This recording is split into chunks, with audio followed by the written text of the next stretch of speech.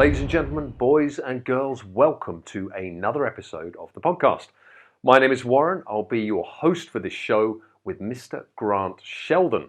The way the kind of food system's set up, it's not set up for you to eat healthy. Like, you have to go out your way to make sure you're eating healthy nowadays. And Grant is an elite level triathlete. He's come top 5 in multiple events on the World Triathlon Series. He's represented Scotland in the Commonwealth Games several times. And on top of that, he's also had multiple podiums at World Cup events. Grant knows his way around a little bit of pain cave and a lot of performance, all in the world of triathlon. Now, beyond this, Grant is also personally on a plant-based diet, and his plant-based diet creation story is perhaps the best I have ever heard. I'm not going to spoil all of it right now. You'll hear it from the man himself in a moment. But suffice to say, it involved a bike crash and a jaw being wired shut for a number of weeks. Now, as Grant has worked on his diet and his performance going forwards, he's had to overcome all of the usual obstacles of a plant-based diet. You're traveling, you're around the world, you're busy, you can't get the food you need. How do you manage that control? Grant has the answers for you. Where do you get your protein? What do you do for recovery? Grant, he's got answers for you there too. But beyond this is going way past purely nutrition, because we want to know what makes people like Grant tick. What can we learn from them that can lift our own performance? And clearly, nutrition is a huge part of that game. But another part of it is the mental game. Don't worry, Grant's got some stuff up his sleeve there for you. If you're needing to raise yourself on race day or to push through a session, he's got a couple of tricks in the bag. And one of the ones that I loved, he's from Scotland. He's not afraid of toughing up a little bit. And in fact, he says sometimes you have to embrace those horrible sessions. That doesn't just mean the pain. We're talking the rain, the cold, the wind, early in the morning. You don't want to go. You shouldn't put yourself through the ringer on that weekly, but you've got to go there sometimes. It's going to help you when you need to dig a little deeper into the hurt locker on race day. So look, tons of value coming up ahead from Grant Sheldon. And as ever, this show is sponsored by 33 Fuel Natural Sports Nutrition. When you need the very best natural nutrition for your performance, give your body everything it deserves. This stuff is not more expensive than ordinary sports nutrition. It's just much, much better. It tastes better. Your body will respond better. Your results will improve. You might actually find yourself looking forward to taking your nutrition out on that long bike or on that long run or getting that protein in after a session. Seriously, this stuff is game changing. Go check them out at 33fuel.com. But not before you've enjoyed this show with Grant Sheldon. Grant Sheldon, thank you very much for coming to join us on the podcast today. thanks for having us. Looking forward to it. I think we can have a bit of fun here. Just looking back a little bit, cast the clock back. It's fair to say you're a pretty bloody good triathlete. Do you want to tell us a little bit about some of the sort of career highlights and things to date? Just give people a bit of background to get us kicked off. Yeah, so I'm 26 now. Been doing triathlon about a decade, maybe a little bit over a decade. Was originally a swimmer. Realised I was never going to be big enough or tall enough to do well at that, so crossed over into triathlon. And yeah, some success as a youth and a junior, culminating in a podium at World Juniors in 2013. From then, moving on to seniors, represented Scotland a couple of times at Commonwealth Games, couple of 2 or 3 podiums at World Cups. Best result probably 4th at WTS race in Edmonton a few years back, and yeah, trying to break through onto that senior circuit. And I mean, in terms of making that breakthrough, because that's quite the CV you've built up already, and as anyone who's done anything long enough would know, overnight success is never overnight. There's tons of work goes in behind it. What's that sort of next breakthrough that you're looking for, and how do you see your path to it?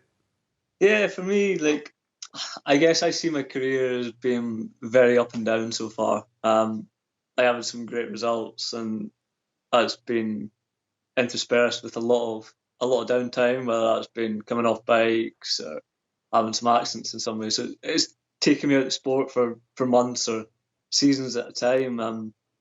So when I say I want to break through, it's getting to that top level WTS and staying there, repeating the results again and again, and competing against the best guys in the world. And you've almost handed me the most perfect segue on a platter there. You've talked about interruptions through injury or maybe bike crashes, for example. Yeah. This leads us to your journey nutritionally, because you've been fully vegan and plant-based for what, 5 years now? Yeah, just about 5 years. Yeah, went up in the new year, I think. Yeah, so my story is in 2015, out a bike ride with my friend, and we're middle of nowhere, and I had a slow puncture in my front wheel, and I slipped going downhill over the bars and landed on my face. So yeah, ended up being wired shut for 6 weeks, which wasn't very fun. And that meant that I had to have all my food and drink through a straw, really, which is an experience. So that kind of led me to having a lot of smoothies, a lot of soup, just a hell of a lot of fruit and veg, really. And I felt awesome. Never felt better in my life, which made me read into it a little bit more and explore whether there was a performance advantage there. I love that. I mean, we've all been pushed and challenged to do things we wouldn't normally do throughout lockdown and find new ways. But, you know, you're handed something that's, on the face of it, really not good for you, i.e. a big bike crash onto your face. Where's the positive? There should be an advantage in every disadvantage if you go and look for it. Not Yeah. only did you go and look for it, it almost found you as well. And there you were.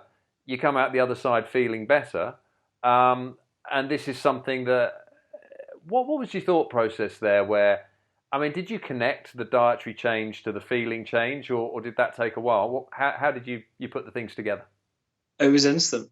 It was instant for me. I, I was so surprised, like, coming round from like surgery and feeling so drowsy and terrible for like a good couple of weeks, um, and then after that, just the amount of energy I had, and just how, I don't know, how vibrant I felt.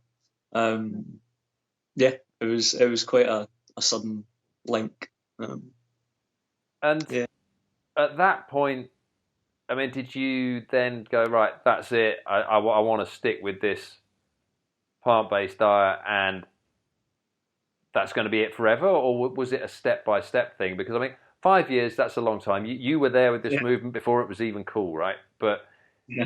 at the moment, were you thinking, I'm going to do this forever? Or how did you go about it? As I said, like I did it for performance reasons. I wanted to see if it could help me get faster and recover better and be a better triathlete. So I guess when I went into it, did I think I would do it forever? I didn't know. If it worked, yeah, why not? If it didn't, no. I think like over the first few months, I was quite nervous to tell people what I was doing, so it was all kind of behind closed doors. And if I was like eating with people, then I would eat meat or have dairy or whatever. So it was a bit of a gradual process. So, and it was, where were you living in Scotland at the time? Because you're down in the south, when you said down on the south coast now, aren't you? Yeah, so I was up in Stirling at the time. I was in Stirling for good 7 years. Went there. When did I go there? 2012, 2011, 2012. Start university, and then kind of stayed there for a while. So, but yeah, moved down to the very south of England. The start of this year, really. So yeah, big move. So I mean, just sticking with the food side of it, when you made the shift, you're feeling a performance benefit, energy levels, recovery. Your life revolves around performance and your triathlon. And if you hadn't been progressing there, you wouldn't have continued the journey with the nutrition, right? Probably. It's always hard to tell, isn't it? Like if I was feeling rubbish on it, would I have continued? Probably not. Because the full reason I did it was to get better. So yeah, I did feel better. I did feel as if I was recovering better. I was getting fitter. And yeah, I was fully involved. I thought it was working. Yeah. And what about, I remember when we talked before the show, you were saying some resistance along the way, whether from fellow athletes, competitors, or coaches. How did that journey treat you? Yeah, it was a little bit, as I said, like it took me a while to kind of say to people what I was doing, and then as it kind of came out, a few of the coaching staff up in Scotland were a little bit like, hesitant to come on board with it. They didn't probably just didn't understand it, to be honest, and didn't know if it was possible, if I was going to jeopardise my health and athletic career. But yeah, so what I did was I spoke to the dietitian up at Sport Scotland, um, a woman called Irene, and she was very positive about it. She was like, right, let's sit down, give me a week of what you're eating, so food diary for a week, and we just went through all the nutrients that I was getting, what was maybe I was missing a little bit of something or other, and how we could make that perfect. And as it turned out, I was missing very, very little. And it's one of the things like unless you're eating a lot of junk food, you're eating a lot of fruit and veg, so you're hitting most micronutrient targets anyway. So it's easy to be healthy, I think. I think so, because it being plant based or vegan, it doesn't automatically mean health. There's just as much, if not more, vegan junk food out there. Yeah. You can eat chips all day. You will be vegan. It's not going to be very good for you. Um, but obviously, you were a lot more conscious about it and that. And it sounds that it was helpful that there was someone there who took a positive view of it and was happy to run with you and sort of be a professional soundboard for you on the experiment as it developed.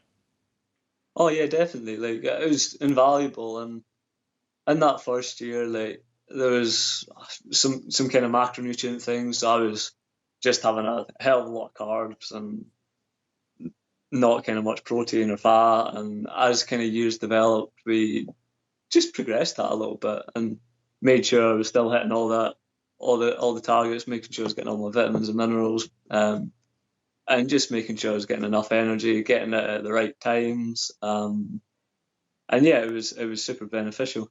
I think there was one point where like you said about the junk food, and it reminds me even 5 6 years ago, like when I started, there wasn't the same junk food in the supermarkets.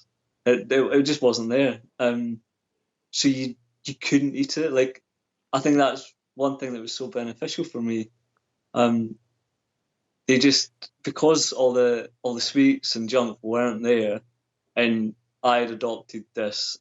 I'm I'm going to eat plant based. I'm not going to touch that attitude. Then I swerved off the sweets and junk food for so long. Um, and as the years progressed, that's gradually crept back in. But No, it's a great point, that, because it has been a rapid move, and I mean, I think it's probably, I've been plant based. It's worked for me, but that's got to be 4 years now, 4.5. And you're right. Actually, thinking back, there was more of an element of if you want it, you've got to cook it, yeah, and, and therefore you do. But what are your go-tos now? Because you must have your diet for your racing and your training pretty nicely fine-tuned. Walk me through a sort of a training day's favourites of breakfast, lunch, dinner, snacks, that kind of thing. But I'd love to know more yeah, about that. yeah. So I eat very very simply. I'm a big advocate and not being too crazy with what I eat, especially like the volume that I end up eating to cover my energy needs. Like, it's a lot of simple food and not much preparation time. But I guess so. I'll wake up in the morning, and generally early morning swimming. So up at the back of 4 in the pool for 5, and it's a quick snack, whether that's a banana or a bagel and jam or something, just something to quick kickstart the system. And then get back from swimming, and more often than not, I'll have a big bowl of oats. Make sure there's lots of berries in there, and some dates for a bit of sweetness. I quite like that. And just some plant-based milk, and good to go. After that, what we'll have, generally do a bit of training, or go back to bed. I was about to say, I'm just checking the line wasn't cutting out. Up at 4, in the pool at 5. That I did hear that right, didn't I? Yeah. And we are talking AM, right? Yeah, for sure. I know it's not ideal, but it's just the way. Like, I train with a local swim club, and they're all kids and they need to go to school. So, well, I imagine as well, from what I hear of the swimming circuit, which is your background anyway, that's kind of normal in swimming. 2 hours before school, sort of routine. It is when you're a kid. Like, as you get older and you go to uni, sometimes you can be lucky enough to not start till 7 or 8. A lion. Yeah, which is really nice when I did it. And then obviously they swim in the afternoon or whatever, and we'll do bike and run or whatever else we have. But back to the early starts for me. Well, I mean, you are training 3 sports. You got to fit them in somewhere, right? Oh yeah, sure. It's a busy day. I bet. So we've got the 4 a.m. start. We've got the snack beforehand. We've got the oats and stuff afterwards. Maybe a bit of a nap. I think everyone here would agree that's very well earned nap that you're having at that point. And then we get to the time when most people will be getting up, and off you go. Yeah, well, when I say nap, I'm like in a 2-3 hour. Basically, sleep. Nice. So it'll be about midday when I wake up, and kind of depending what I have. If I've got a run session, then it'll be another quick snack, piece of fruit, or depending what I had in the morning, maybe another bagel and jam, or whatever, and I'll go into a run session, just something light that I can digest quick and out the door. If not, then I'll have some lunch. If it's a bike session, I can eat a bit more and can tolerate it. So for lunch, I generally have leftover dinner from the night before. So pretty much whatever I had the night before, I'll heat up again and have that for lunch. And I remember when we spoke, you said one of your big swaps for when you went to a plant-based diet was simply looking at things you would have previously cooked for meat and swapping the meat for beans. Yeah. As I said like before, I'm very, very simple. So my dinners will be your typical carbs, whether that be rice, pasta, potatoes, whatever. Then lots and lots of veggies, some nice sauce of some description, whether you make that yourself or it's out of a jar if you're being lazy. And then just wherever I used to have meat, it's beans now. Plenty of protein, tastes good, simple to eat. Yeah, happy days. And away you go. Now, this all works while you're at home. Traveling is where I think anyone who transitions to any sort of more specific diet, whether you're going keto, whether you're going plant-based, whatever it may be, it's fine when you have control of the cooking environment, the ingredients and everything else. When you then travel, you go to a restaurant, you go to a friend's house, or in your case, you're traveling for competition. Gets a bit harder, but you had a rather good solution for that. Well, yeah, so like in my sport, it takes you to all corners of the globe. I'm very, very lucky in that regard. And some places you go and it'll be amazing. Like going to Australia and you'll have all your smoothie bowls and just awesome, lots of good fruit and and veg and stuff, and it's like veganism and plant-based eating is a big scene over there. But then, yeah, you go to countries like the countries I've found most difficult, like Japan or Spain, which very meat centric. Particularly in Japan, where the language barrier is significant to say the least. So yeah, whenever I go away to race now, I'll bring a rice cooker with me, just like a little small compact one, and I'll literally cook all my meals in the hotel room, just in the rice cooker, so I can just go to the supermarket and eat what I normally eat. So literally, I mean, is this? I'm fascinated by this idea. Rice cookers I get. I've never tried using one for cooking a one Yeah, pot meal, but do you literally just chuck everything in, add the water, and leave it? pretty much. So I think the one I've got is just rice cooker. You get the pot and in it. You whether you have rice, pasta, stick that in, water, stick it on, and then the one I've got's got a little bit of a shelf that you can stick the veggies on, so the veggies like steam. Um, and yeah, just put the lid on, let it do its thing, and however long later, 10, 20 minutes later, you've got a meal. That's great. And do your what do your teammates and fellow competitors make of this, or even coaches when you're holed up in the room with your rice cooker, or is everyone holed up in the room with something or other? Yeah, I think they accept it now. Like it's a bit different. We used to always go out for dinner. That was the big thing. Like before a race, you would just go to local restaurants and eat what you could. So in a social sense, I'm kind of missing out on that. And everybody else kind of still does that, which is it's a nice thing to do, especially before a race. You can kind of chill out and chat to some folk. But yeah, it's just a needs must really for me now. Well, it seems quite stoic in a way and quite simple, um, but obviously you feel that the benefits of maintaining that consistency of the fueling that you know works for you at those key moments before a race when you're managing, particularly if you've gone somewhere like Japan or Australia, you've got time Yeah. zone difference, you've got climate difference, you've got race pressure, but you can keep that stability in, and obviously that's of greater value to you than the night out and playing a wild card on who knows quite what your dinner's going to be. Oh, 100%, 100%. Like the amount of people that have went to race and then the days before they've got food poisoning because they've been to some dodgy restaurant.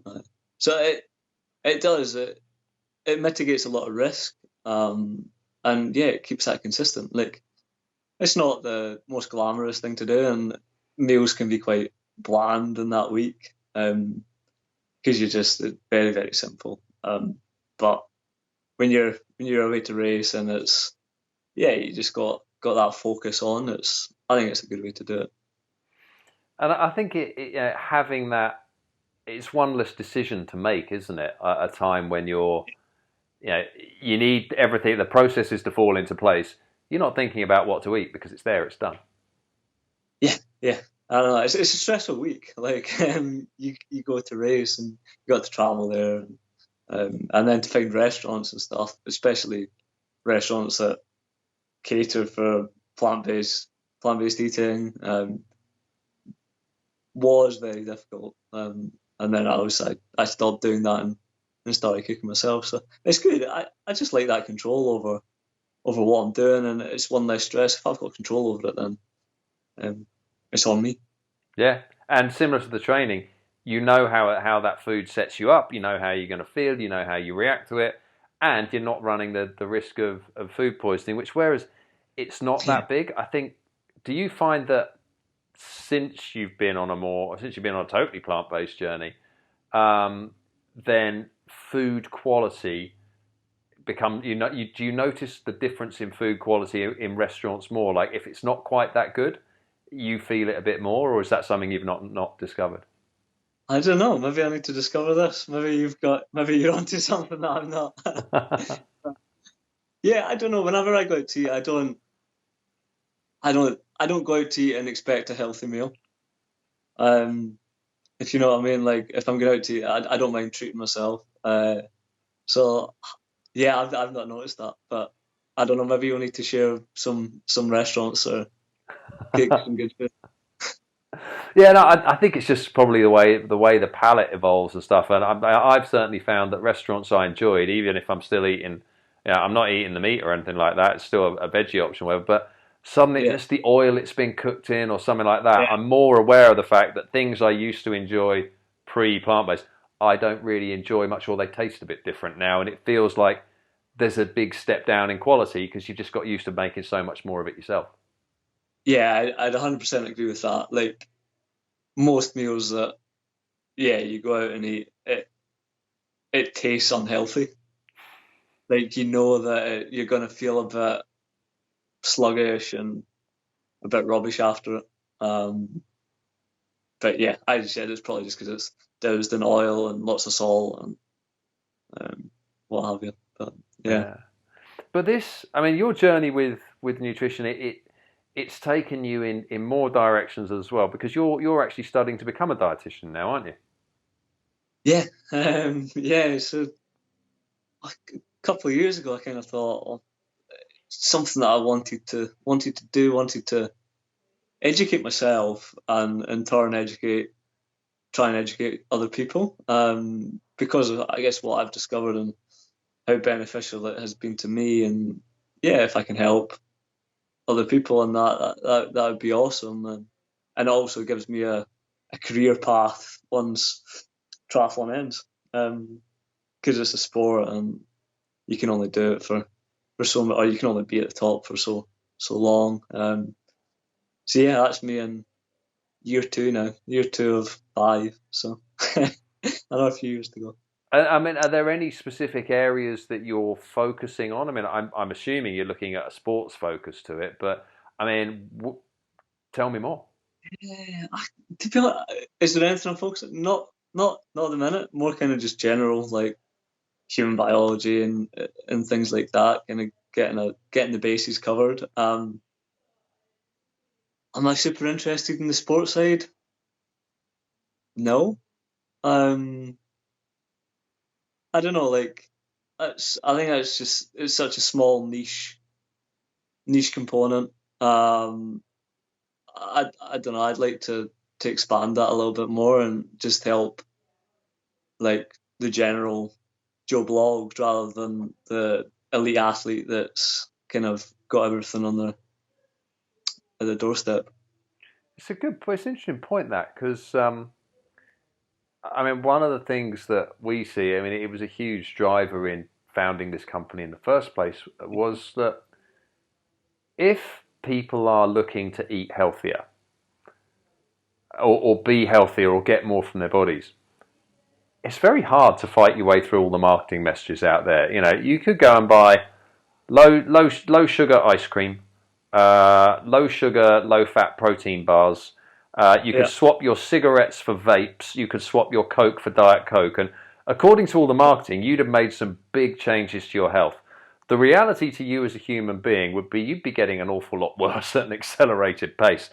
Cutting through that is a challenge, but offers an opportunity to. I mean, we just try and give people an option whereby these are the foods they want to eat, and you don't even have to think about reading the label if that's not your thing. Just eat this yeah, instead of that, and it'll be better for you. But I mean, is that the sort of thing you're looking at in terms of how can I help even more people rather than just a small group of athletes? 100%, 100%. Like I even seen the other week, you got Mars bar with extra protein in it. I'm like, how's that going to help anybody? But yeah, I 100% agree. Like the way the kind of food system's set up, it's not set up for you to eat healthy. Like you have to go out your way to to make sure you're eating healthy nowadays. And yeah, like if I think part of that is education, and I'd love to see a big system change at some point, but whether that happens or not, it would be I imagine it'd be a long way off. But yeah, like in my ideal world, if I could help a few people, I yeah, figure that out for themselves and start eating healthier and making the decisions that are key to their health, then yeah, I'm all for that. Because it has, on the one hand, there's the ability to your switch, your nutritional switch. And some people might find, like I said, some people might find keto is the best way for them or what they want to do. Other people might find they just want to reduce a bit of meat. I mean, some people might go way out there and go, do you know what, I'm going to go carnivore. But whatever it is, as people get conscious about it, you got conscious about your nutrition, you felt a benefit, you pursued it, and you were entirely benefit driven. This is like, how does this make me faster and stronger? But as you've gone down the path, it sounds like the awareness of what that can do for you long term goes way beyond just running a faster race today and tomorrow. 100%, 100%. Like, I think the longer I've been in the sport, and I appreciate I'm still young, but the longer I've been in the sport, I think there's a lot of athletes that will do absolutely anything to get faster. And yeah, in some ways that can be detrimental to their health. And yeah, the longer I'm kind of going down this path, the more I'm conscious of, yeah, could I do this thing? Maybe. Would that make me faster? Maybe. But would that be detrimental to my long-term health? Possibly. And then that's a risk-cost analysis that, yeah, I think I need to be aware of. Yeah. I think it's something that so many people need to be aware of. It's a brilliant point you make, because sports nutrition is in many areas a classic case for it. It looks like product X or whatever, it's going to make you run faster or this, that, and the other. But if you use it and then you find out you got stomach trouble, or maybe it's got an ingredient that's linked to a long-term serious health defect, how much faster can it really make you in the short term if long term it's being linked to something that might make you dead a bit more quickly? Yeah. That doesn't seem right. But in the common landscape, it's very common for people to use a number of these products and other things.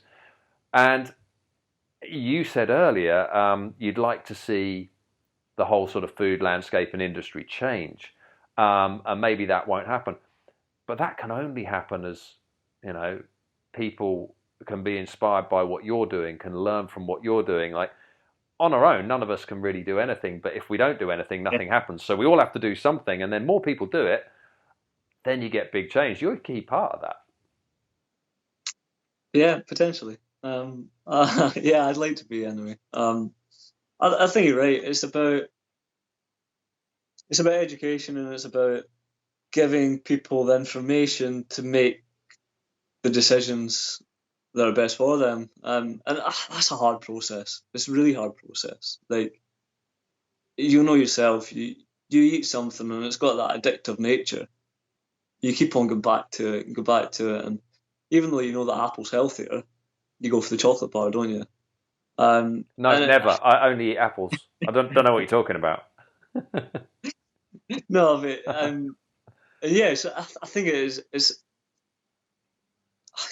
It's a long-term process for each individual going through that, and just trying to make the small decisions every day, which hopefully will create a healthier lifestyle in the long run. Yeah, because they all compound in one direction or another. Yeah, I think so. And just on probably the last thing on the nutritional side at the moment is you went into this for performance reasons, but we also touched on the fact that environmentally and ethically, you were saying that's become a bit more of a part for you of that journey as well, now that you're very established on a plant-based diet. Could you tell us a bit more about that? Yeah, I think, like, as I said, I get into it for performance reasons, but would I have stayed in it this long or been this committed to it without having something greater than my own self? I don't know, my own selfishness. Maybe I'm pretty selfish, but maybe not. I think the more I've kind of delved into it, and the more I've kind of learned, and just the environmental impact and the ethical side of it all, probably more so. is a big factor that I don't feel as if I could go back. Like when I see meat on a plate now, I can't help but think that's an animal, and it tugs at my heartstrings a little bit, and I don't think I could do it. But yeah, so that's definitely it's kept me vegan for sure. And now, a quick word from our sponsors. The most excellent, most wonderful, most natural 33 Fuel Natural Sports Nutrition. Just remember, when you're looking for the best possible nutrition products for your performance, your health, and your well-being, get yourselves over to 33fuel.com. The stuff doesn't cost any more than ordinary sports nutrition. The difference is it's made with transformatively better ingredients.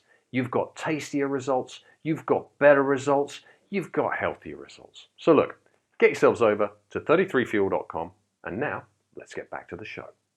And do you think that reaction would surprise the Grant Sheldon of, say, 10 years ago as he happily tucked into a steak one afternoon? Yeah, probably. I used to just think it was part of nature, really. Like one animal kills another animal, and in large part it is for a lot of animals. Whether it is for humans or not, like I don't know. It's probably not for me to say, but we can definitely get by without eating meat. I think when I was younger, I ate a lot of meat, ate a hell of a lot of dairy. I think at one point I was 4 pints of milk a day. But yeah, now I couldn't. If I smelled it, I'd feel a bit sick.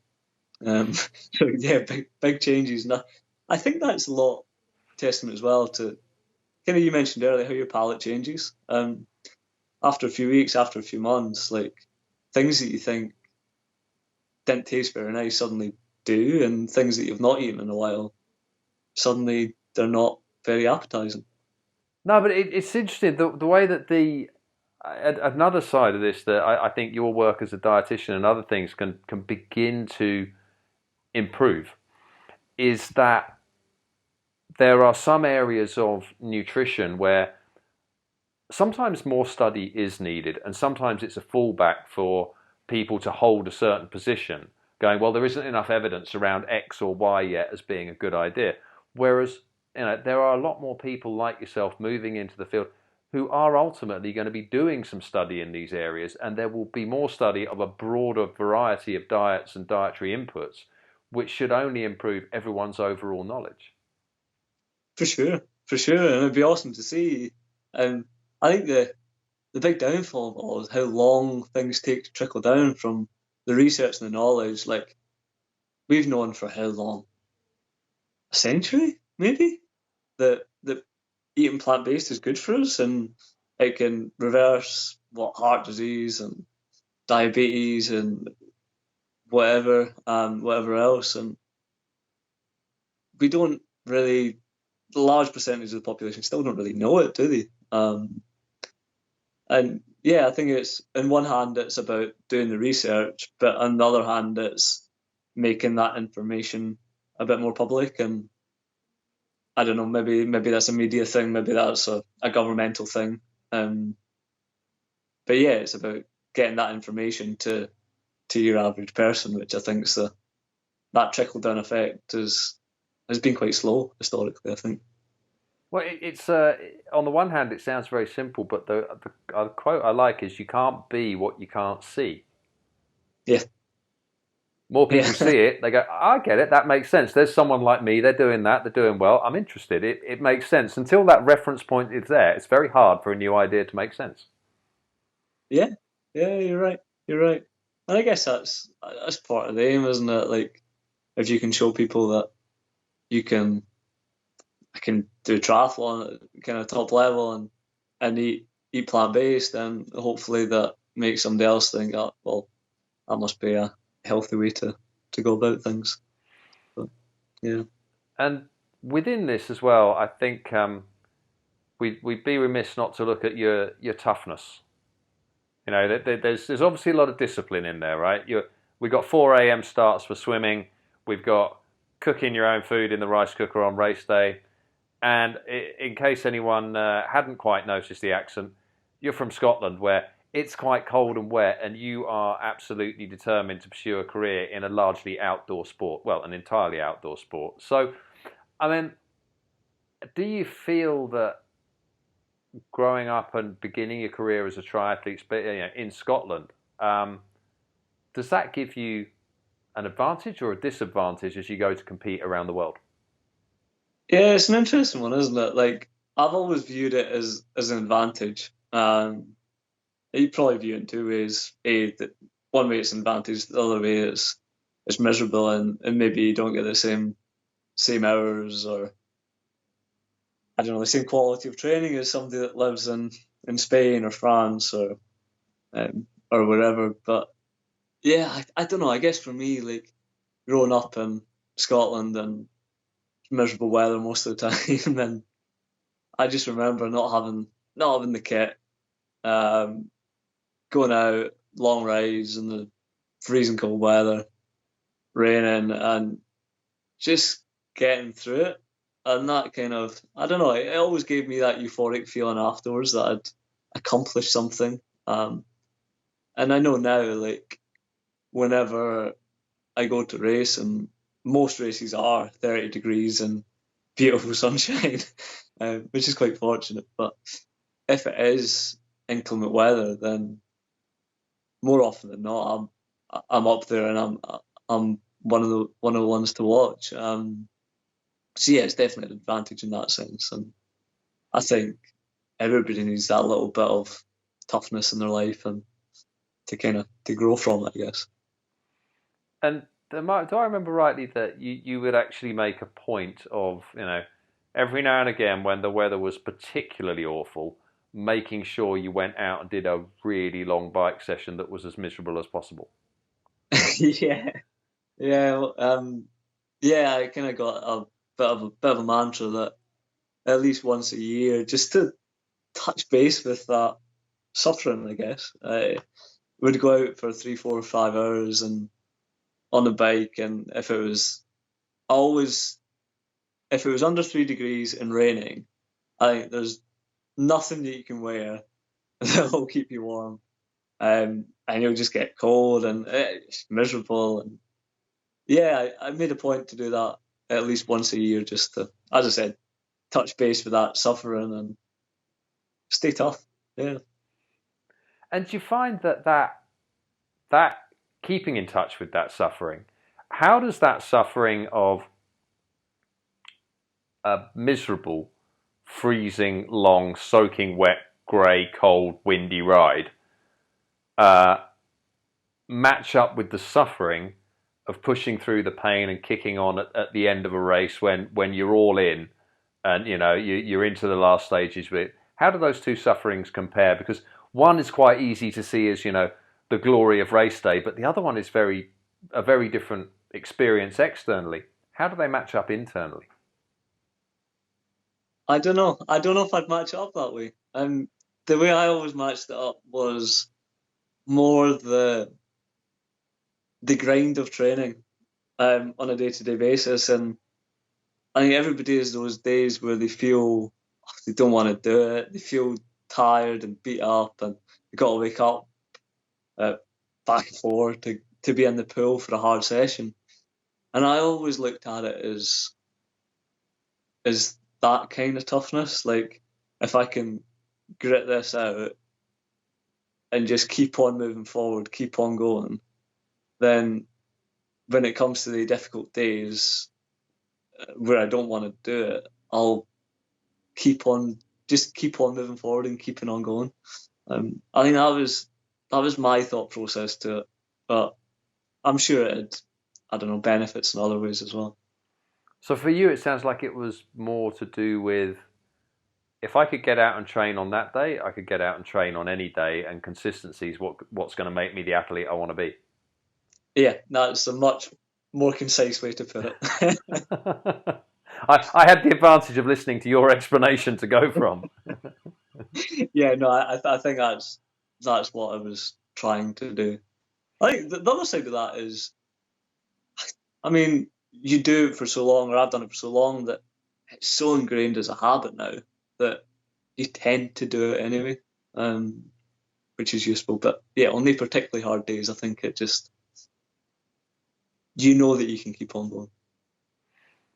And so with the training, what drives you to keep pushing? Yeah, I think it's a personal journey, and everybody will have a different answer on this one. I think for me, I get a lot of joy and satisfaction about seeing what I can do, seeing what my body can do, see how I can get it better, and how I can get fitter, faster, stronger. And that process for me is where I kind of get the joy, and that's why I keep on doing it, because I don't think I've reached that pinnacle yet. Yeah, it's interesting. Like the most joyful processes I get is after an injury, when I'm unfit, had a bit of a break, super unfit, because you see that progress happen quicker and quicker and quicker, and that's exciting for me, and that's why I do it, I think. The thrill of the chase and the, it sounds like you are a project for yourself, and you know there's more to come. You're not finished. Yeah, 100%, 100%. Like I think everybody's got the little ideas in the back of their head about what they can do, and although they might not voice them or whatever, but it's trying to achieve that potential that you see in yourself, is what I'm trying to do. And when it comes to measuring that progress, are you a real data geek, or do you prefer to go on feel? Do you compare yourself against last week, against last year? How do you go about that side of the process? It's an interesting one. Like I did a degree in maths, and everybody always assumes that I'm going to be super numbers orientated and look at all the data, and I do record it. I've got it somewhere, but how many times I look at it? Pretty much never, to be honest. Yeah, I'm very much on feel. Very much on feel. I think triathlon, quite lucky in a way that you can geek out on all the numbers, because there's a lot of metrics you can measure. But in a race, particularly the racing that I do, there's not really too many numbers that go along with it. Like, most of the race courses are different and not very accurately measured. So it's a race. It's a true race. Like, you're just racing the guy next to you, and if you can beat them when they beat you last week, then that's progress. When you're, is that feel something that you've developed over years and experience? Have you always been like that? And how would you recommend someone else maybe start tapping into that? Because Strava and smartwatches and everything else that's before you get into power meters and whatever, can lead to a lot of reliance on numbers, which is good. I think it allows for an acceleration of progress, but it can lead to a loss of feel. What's your view on sort of building the feel process and then executing with it? I think, just as you touched on, and like, everybody wears their GPS watch now. Everybody, or not everybody, a lot of people have yeah, there you go. Hey. But yeah, just taking that off and going out your run, going out your bike ride, and enjoy it. When you're going fast and you feel as if you're moving fast, that's good. That gives you, it's exhilarating, and you kind of enjoy that and feel the effort that you're putting into to go at that speed, and try and correlate it, I guess. I guess that's what I do. Like, it's difficult. It's quite difficult for me to tell somebody, because I've literally done it all my life. Like, from a young kid, I was training hard, and it almost feels quite innate now that I can kind of go by feel. I don't know what that is like for somebody that's maybe just getting into the sport, and relies on the numbers. But I definitely advise just go out and run without your watch now and again, or maybe have it just on your timer, so you don't know how fast you're going, but you just know that I'm out for half an hour, I'm out for an hour, whatever. And get used to it a bit more in that direction, because presumably when you started 10 years ago, it's not exactly the dark ages, but that would be a lot closer to stopwatch and notepad than today. Yeah, well, if you go back further than that, like I've been swimming forever, and as a young kid, and I think when you are a young kid and you train, you don't really have access to all the numbers, or maybe you do now, but I didn't. It was, you had the pace clock at the side of the pool, and that was it really. So you learn to, right, I'm swimming. I don't know how fast I'm swimming for this 50 meters. I can check it in 50 meters, and I think that really kind of developed my sense of awareness. Like, I need to swim this 50 meters in 35 seconds, so I've got 50 meters to work out what that pace is or how that pace feels. And when So, when you're when you're training, do you prefer training alone, or do you prefer training with a group? Do you cycle it? How do you go about that? I enjoy both, to be honest. Like, I think you've got to enjoy both. Like, you'd be very, very lucky if you have a group that you can do all your training with and all your hours with. Um, Me myself, like, I got obviously swim with a group, and I think that's really useful for swimming. Run wise, I go out with some local guys, and the same with cycling. But there are a lot of times where I kind of do sessions by myself, and it's, I don't know. I guess the motivation side's a little bit harder, but I I enjoy it. I don't know. I'm a bit of a loner, so I don't I don't bother too much.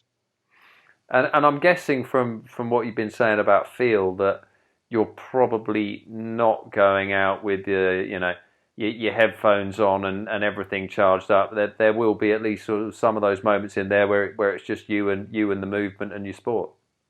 100%, 100%. I think I always say, whether it's right or wrong, but I always say if you see a person running with a pair of headphones in, then they hate running, or they're not a lover of the run. Like, yeah, I enjoy being kind of alone with my thoughts out a run. I think it's almost a form of meditation.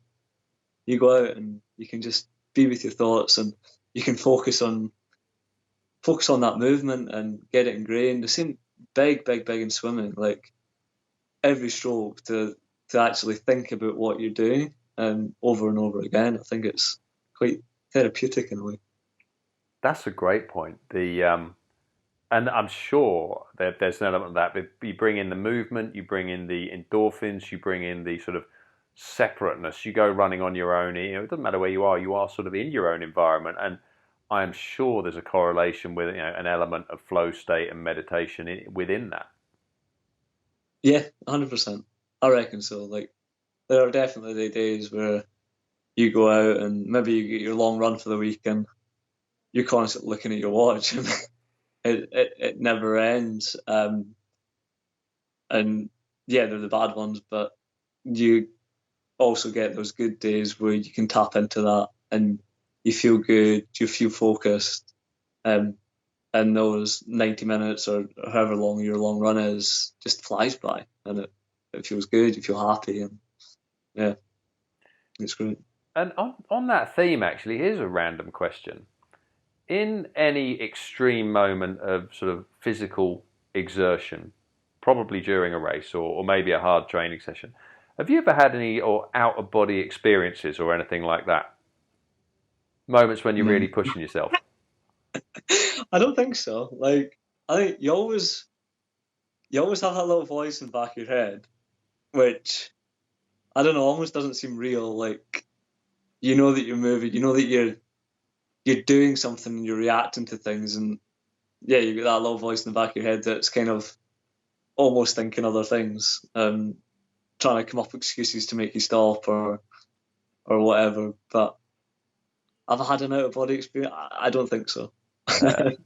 Maybe I need to do some ultra running, some super long stuff, and get some hallucinations going. It might be there where it's I mean, it's definitely correlated with the physical effort, but it's something I've come across with some athletes. But now you mention that, it is predominantly, if not exclusively, in the ultra space where massive sleep deprivation is also playing a part in the equation.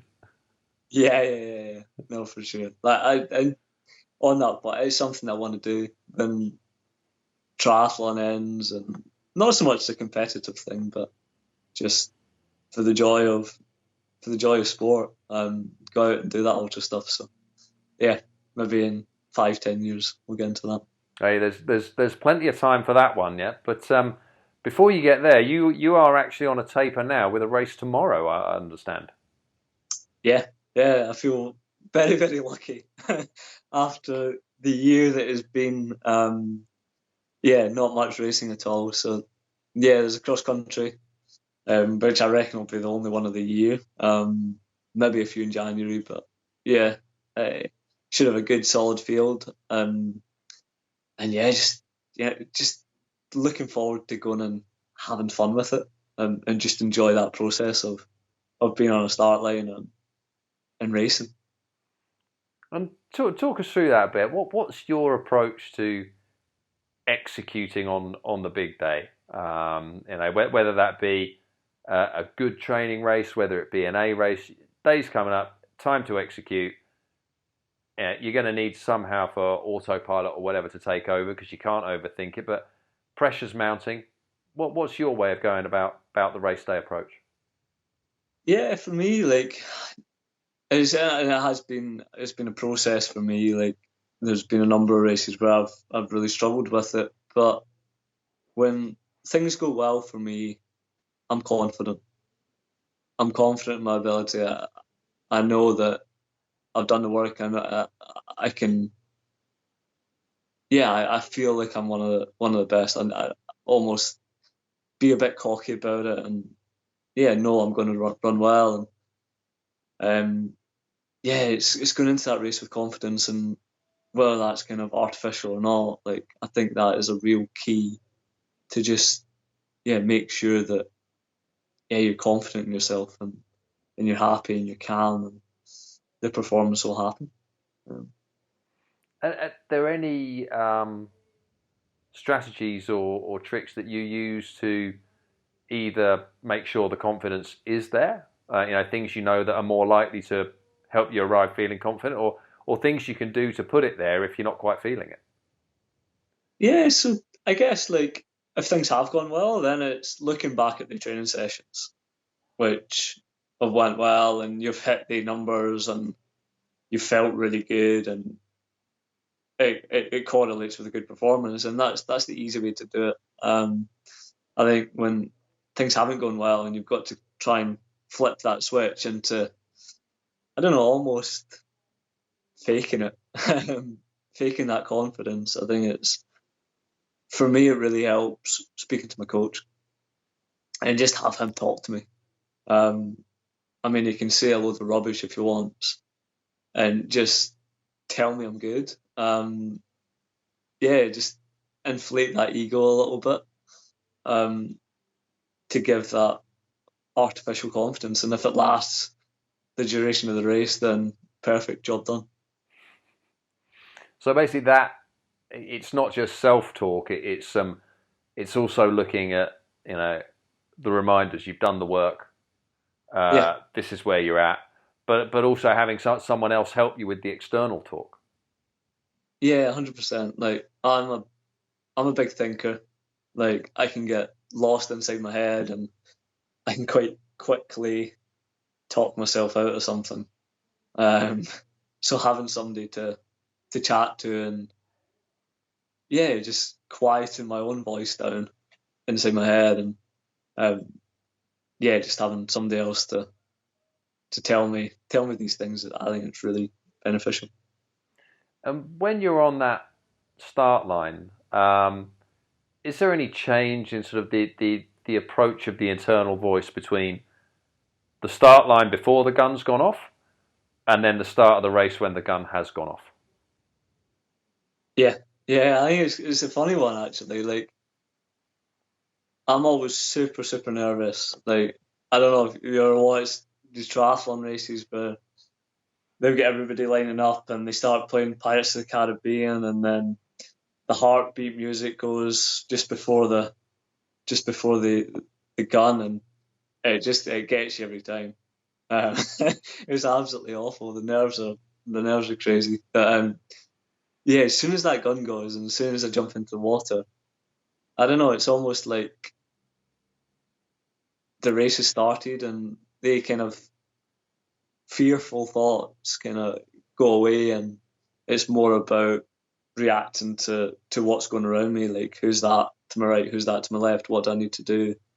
How am I going to get to that first buoy as high up as I can? And yeah, it becomes more just, I don't know, more in the moment, I guess. Probably a good way to say it.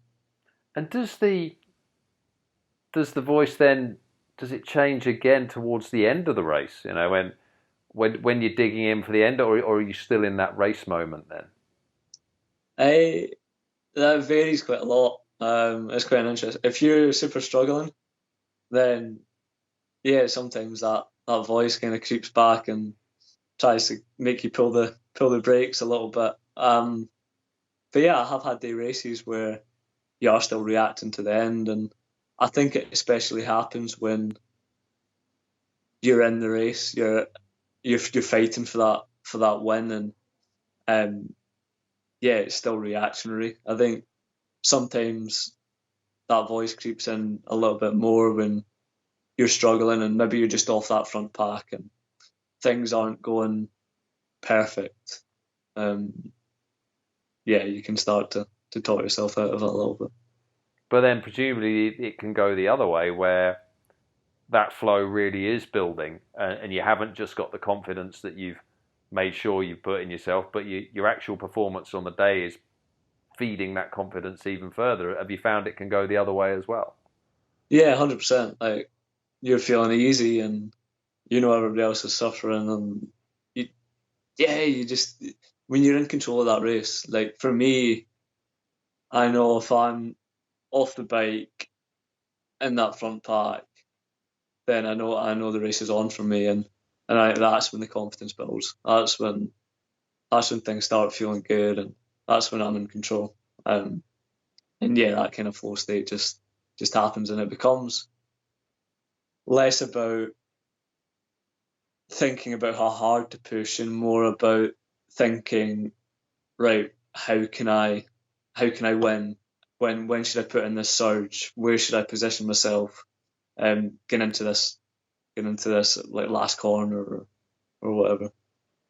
And are you looking at your competitors at that point to try and sound out where they're thinking to move or where they're stronger or weaker in you know, or would do you even sort of dummy moves and make them think you're going to do one thing when actually you're saving something up for later? I don't know. I, I'm probably not as tactful as that. I'm more of a, right, let's go as hard as we can for as long as we can, and you're not going to be able to keep up with me kind of person. Yeah, that's my tactic really. It's quite simple, but I think it's quite honest, and it's kind of the way that I enjoy racing.